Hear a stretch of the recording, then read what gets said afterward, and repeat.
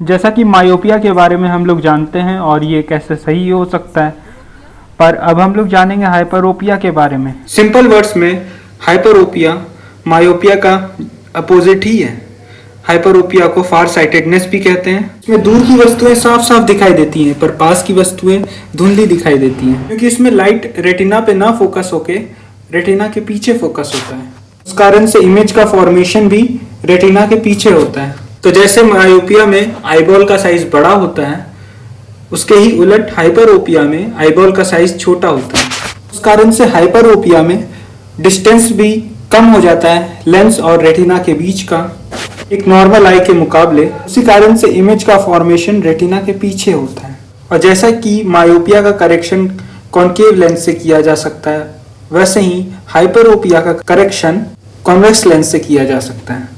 तो चूंकि अब हम लोग मायोपिया और हाइपरोपिया के बारे में जान चुके हैं, तो अब अगले आई डिफेक्ट की तरफ हम लोग बढ़ते हैं। जैसा कि हम लोग जानते हैं, कॉर्निया एक कर्व्ड आउटर लेयर स्ट्रक्चर होता है जो कि ज्यादातर लाइट को रिफ्रैक्ट कर देता है। पर कभी कभी कॉर्निया का कर्वेचर ही डिस्टॉर्ट हो जाता है।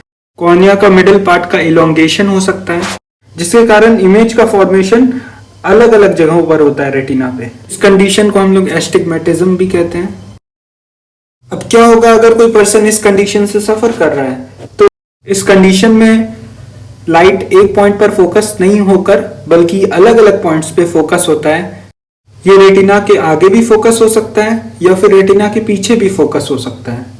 इस कारण से ऑब्जेक्ट ब्लरी यानी कि धुंधला भी दिख सकता है। पर क्या ये डिफेक्ट दूर की वस्तुओं के लिए होता है या फिर ये पास की वस्तुओं के लिए होता है? तो आंसर है, ये दोनों में से किसी भी वस्तुओं के लिए हो सकता है। इसके होने का कारण रबिंग ऑफ आईज, आंखों का लगातार मलना भी हो सकता है। अब अगला आई डिफेक्ट जो कि मैं डिस्कस करना चाहूंगा वो है प्रेसबायोपिया। ये आई कंडीशन कॉमनली ज्यादातर सीनियर सिटीजन्स में देखा जा सकता है। इस आई कंडीशन में दूर की वस्तुएं तो साफ साफ दिखाई देती हैं, मगर पास की वस्तुएं धुंधली दिखाई देती हैं। हाँ, आप सोच सकते हैं कि प्रेसबायोपिया बिल्कुल सेम हाइपरोपिया की तरह है। इसमें भी लाइट रेटिना के पीछे फोकस होता है, पर हाइपरोपिया की तरह छोटे आईबॉल होने के कारण ये नहीं होता है। तो इस डिफेक्ट के होने का कारण क्या है? जैसे जैसे लोग की आयु एज बढ़ती है, लेंस अपना एकोमोडेशन का पावर लूज कर देता है। इसका अर्थ यह है कि लेंस अपना फ्लेक्सिबिलिटी, लचीलापन खो देता है मूवमेंट करने का।